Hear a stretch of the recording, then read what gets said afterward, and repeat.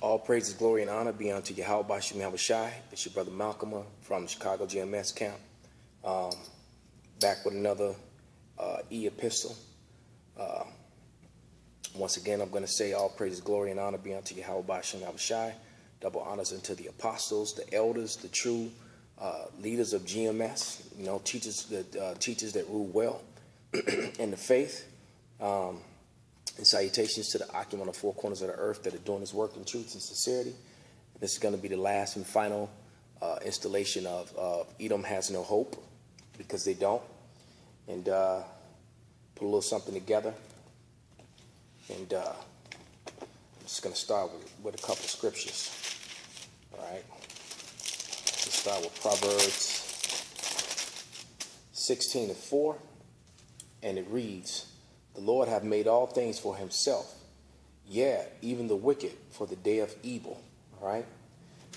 So even the wicked was created for the day of evil, okay, and to do evil. So there's a wicked race on planet Earth, all right? Now I'm going to go to the book of Maccabees and identify who that race is out of the Holy Scriptures. This is 1 Maccabees 1. First chapter, first Maccabees 1, and I'm going to run through verse 9. "And it happened that after Alexander, son of Philip the Macedonian, who came out of the land of Kittim, had smitten Darius the king of the Persian Medes, and he reigned the first in his stead, the first over Greece." So this Macedonian Edomite line conquered the Persian Medes. Medes are, two brown nations that had combined into one kingdom, and pushed them out of Europe. All right? And then started calling themselves the Grecians. Verse 2. "And made many wars and won many strongholds and slew the kings of the earth." So he went pushing throughout that region, taking down every little province that he came across, all throughout Eurasia, lightening up Eurasia and making it Edom. All right? "And went through the ends of the earth and took spoils of many nations, so much the earth was quiet before him. Whereupon he was exalted, and his heart was lifted up. And he gathered a mighty strong host, and ruled over countries and nations, who became tributaries unto them." So that's what he did. He allowed some kings to keep their rulership when you join unto him, and they give you a perfect example of that in the movie 300. Because the people that he conquered was Xerxes, and Xerxes was doing the same thing. You know, he showed up at the door of the Grecians, of the Spartans, and there you go. He sent this emissary who had a bunch of skulls of conquered kings who didn't take the deal, basically. Okay? Verse 6. Verse 5. "After these things he fell sick and perceived that he should die." You can get that account in the book of Daniel, okay? Which is in Daniel, the 7th and the 8th chapter. All right? "Wherefore he called his servants, such as were honorable and had been brought up with him from his youth, and parted his kingdom among them while he was yet alive." So Alexander reigned 12 years, then died. Those servants was Ptolemy, Cassander, which became Seleucus because he took the place of Antigonus, and then you had there's another one, Licinius. Okay, so and you gotta remember Seleucus took the place of, and I think his name was, and I forget how to pronounce his name, okay? But that also began the whole, that also shows you too how they were a house divided out the gate. So even though they ruled in unison, they were destined to destroy themselves, even each other, all right? "And his servants bare rule, everyone in his place. And after his death they put crowns upon themselves, and so that their sons after them. And evils were multiplied in the earth. And there came out of them, this race of people, a wicked root, Antiochus, surnamed Epiphanes, son of Antiochus the king, who had been Hostage at Rome, and he reigned in 137 years in the kingdom of the Greeks." All right, so these Edomites, a sect of them, were now calling themselves Grecians, and they still refer to themselves as Greeks, or the sons of the Greeks to this day. But the real Greeks, the people of the Persians and the Medes, the brown-skinned people who lived all throughout Eurasia, were conquered, taken down, lightened up, and the Edomites then began to refer to themselves as Grecians, as they still do to this day. Because Esau's plan always was to hide that he was Esau, because he understood the curses and the blessings. So now that that's done, I'm going to go into a couple movies that I watched. You know, and I watch movies with the spiritual eye to see what I can bring out, edify the Akim. And I watched the movie War Dogs. All right. And this is, you know, basically, war dog is a term put on guys who make profit off death, off selling weapons. Okay. So he said guys who make profit off selling arms, mainly to both sides. Okay. It said money is, and then one of the lines that they said that stood out, they said money is made in between the lines, because what in this particular, these two guys in this movie, played by two Edomites. One of them is Amalek. Okay. They were running guns, and what they were doing is making, and the government has contracts, and which anyone can bid on. You can bid on these contracts, and these contracts allow you to run guns and sell guns to people that they can't really deal with. That's how the government does. So Esau will set up laws, but then he'll make ways for himself to get around it. Right, so he'll have outside contractors come in and do work or business that he can't, because he set up laws, and he'll do it in secret so that people don't know. But there's actually a government page that you can go to and get involved in that. All right, you can get licensed and all that sort of thing, because this guy had what you call a Class 3 license, man, which makes you come to think why in Chicago there's so many shootings, man. Because there's so many testimonies, which I was hearing even from my childhood all the way up until now. There's one floating around on YouTube right now of I think he was a former gangster disciple, who gave his testimony of how he would get up in the morning and go out in the alley, and they would find guns in crates in the alleys, man. And that's exactly what's happening, man. They're arming these young people with these weapons. These Edomites are, but then they'll put on the news and, you know, show how violent they are and what they're doing to each other, but they set the whole thing up. That's how Esau operates, you know. He'll bring the drugs into the country, and then he'll turn around and put you in jail or start a war, a false war on drugs, just to keep his prisons filled. So this is so he set up right, because those prisons are owned by Edomites, and so the stockholders of these prisons make money as long as they fill. So Esau is at odds with Jacob and wants to destroy you. All right, so he'll get you one way or another. You either get killed by the weapons that he provides, or you'll go to jail and he makes money off you and gets free slavery from you by being in prison. It's a win-win situation for me. You dumb jakes, man, won't wake up to that fact. Okay? He also said that money is made in between the lines, and the small man, this money could be, that they'll make crumbs, and then from the crumbs that's left over from the government, there's millions in that. All right?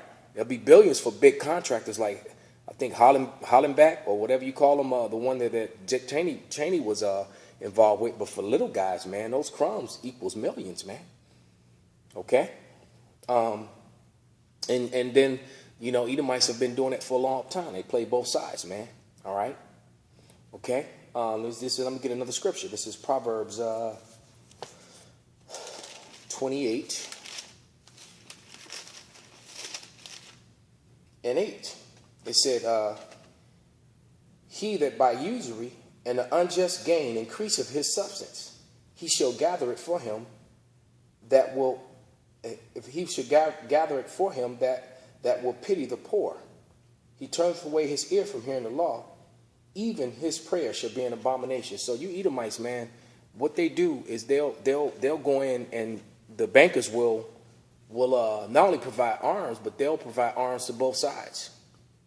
And then once the countries of the two places have destroyed each other, they'll give them loans to rebuild their countries, and now you're in debt to them via usury. And so the countries never, the usury, the debt is so big, you're never able to pay back. So what they end up doing is they get a hold. So the only way to pay them is now through the people. You give up the people for taxes, you know, like a IRS and their Social Security system.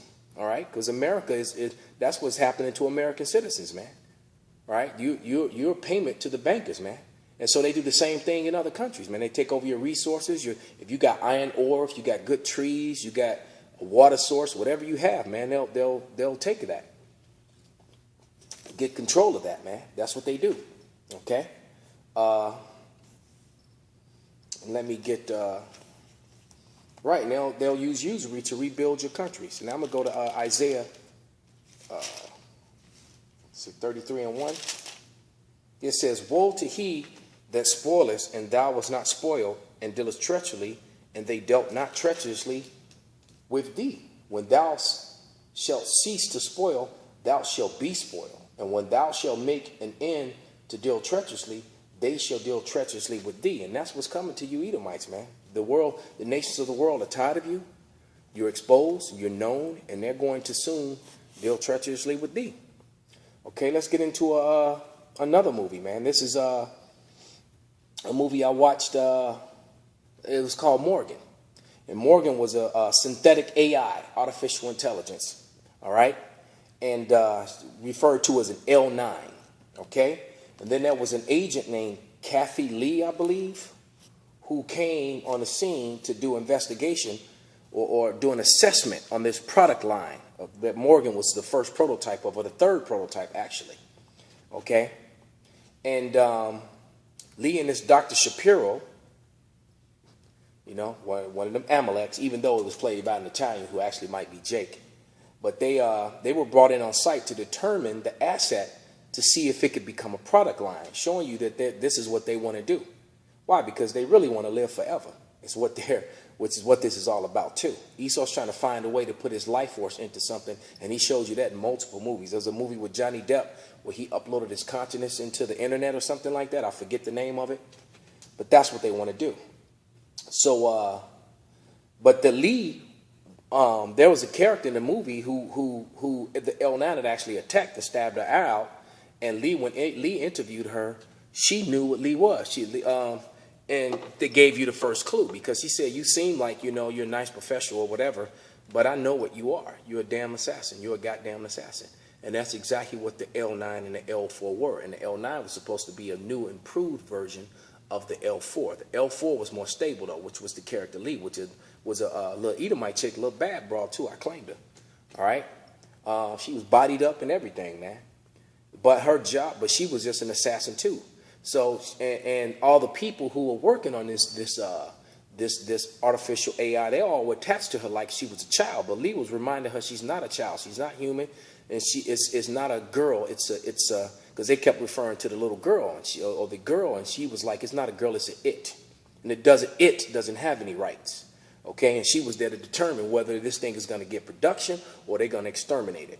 And so that's what Dr. Shapiro did. He went in for the interview and told her that what would you say if I freed you, or what would you say if I terminated you? And she decided right then and there that her artificial intelligence, she thinks she's human, or she wants to live. So she decided to defend herself, and she killed every damn body.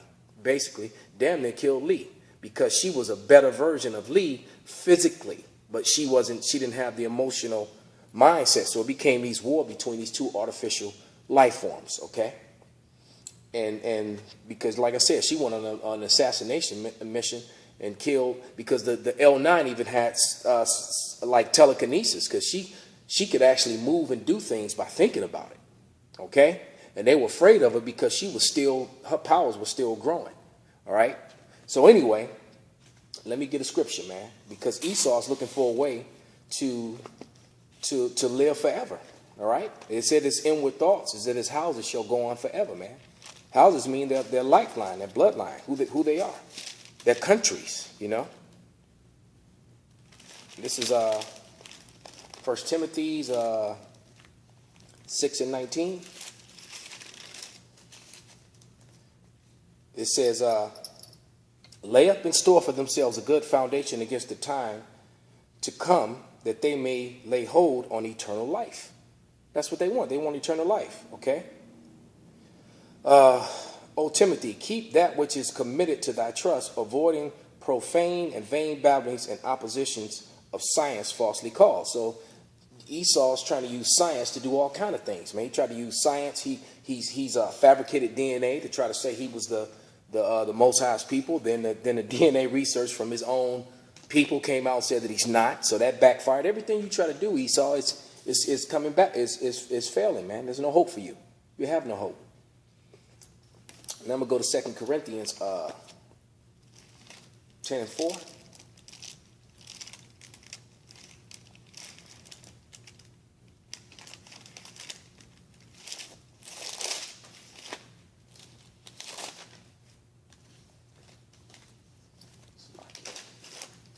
Too many books here. 2 Corinthians 10:3-4. Okay? It says, for the weapons of our warfare are not carnal, but mighty through Yahweh to the pulling down of strongholds. So we're pulling down the strongholds with the truth, man. And that's also the way, you know, spiritually, how we're going to fight Esau, man. Because you can't fight his war machine, his AIs, his super soldier program, and all that stuff, man. All right? We'll make ourselves living sacrifices, man. We go on the highways and byways. They could do drive-by shootings. They taking pictures and images of us, which is all in vain. You can just get it off the internet. But in all these high-rise buildings, man, they could probably have snipers aimed in on us and all kind of mess, man. Okay, we're totally vulnerable. But our weapons is this truth. That's it, man. That's it. Verse 5, casting down the imagination.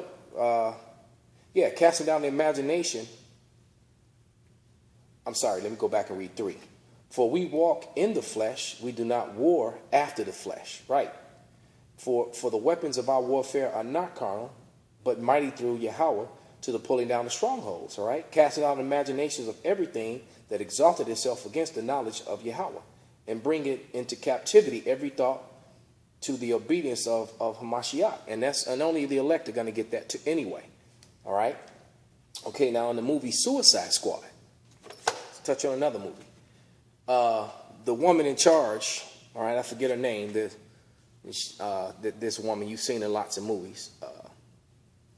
She spoke of an upcoming war between humans and metahumans. That's what they call the squad. They call them metahumans because they had powers. And there is going to be powers given out. And she was right about that. There is going to be a war between Esau, the heathen, and the metahumans. And the metahumans are going to be the men of the 144,000 when the Lord lift them up and give them that power. And I'm going to read about 5, maybe 6 scriptures real quickly to prove that. And that's probably what the purpose of Morgan and Lee. Morgan and Lee, the assassins created these artificial life forms, intelligence, and these super soldiers are being created to try to fight Jacob when that day comes, which is fastly approaching. And Esau knows it, man. This is Isaiah. Book of Isaiah 40 and 31.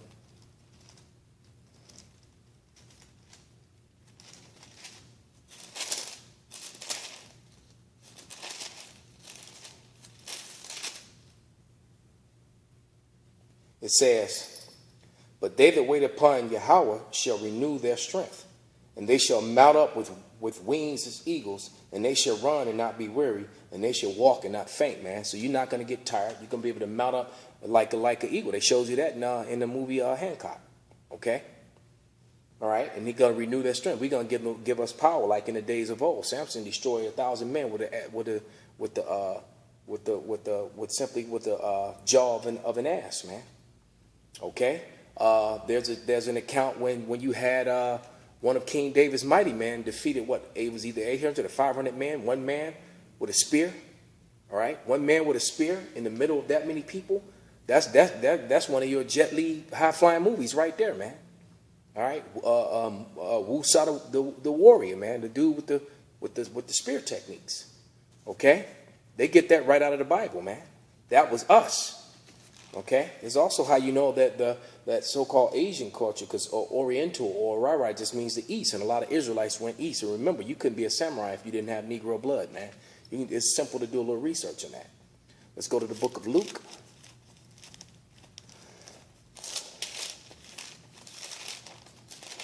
We're going to do Luke 24 and 31.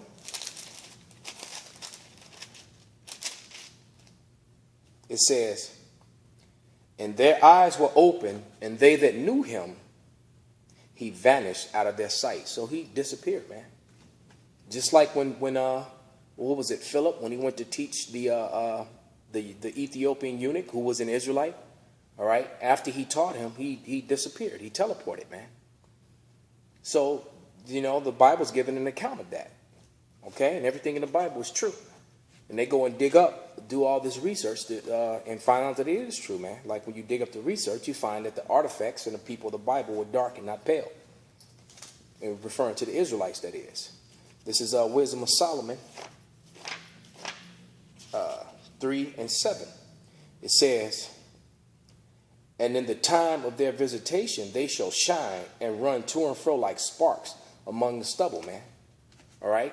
We're going to be like sparks moving through a fire, destroying wood or whatever, man. Destroying people, man. You know, like that character like Jamie Foxx when he was Electro in that Spider-Man movie, man. He was going to and fro like a spark, man, traveling through circuit lines and just burning up and destroying stuff, man. Okay? This is Daniel 7 and 18.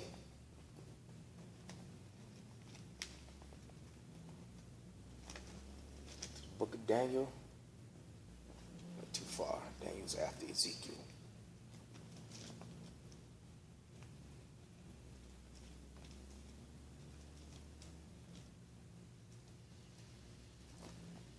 (7 and 18). But the saints of the Most High shall take the kingdom and possess the kingdom forever, even forever and ever, man. So we're not going to negotiate. We're going to take it, man. And the powers that are in place are going to try to keep the kingdom, man. But it's going to be a useless, you know, it's going to be no defense against the men of the Lord, man. This is and against the Lord himself, who's going to be leading that charge. This is Revelation 2 and 26. All right. It says, and he that overcome and keepeth my works unto the end, to him I will give power over the nations. So how can God love everybody if you're going to have power over the nations? How you going to be of the nations and then have power over the nations? All right. So the salvation is only for the Israelites, man. And Edom, Esau, you know, the so-called white man who referred to himself as Caucasian. All right. You and the other heathens have no hope. All right. With that, I'm going to say all praise, glory, and honor be unto Yahweh Shai. Yahweh Ba'Shem Yahweh Shai. You know, double honors unto the apostles and salutation to the Akim that are doing his work in truth and sincerity. Shalom.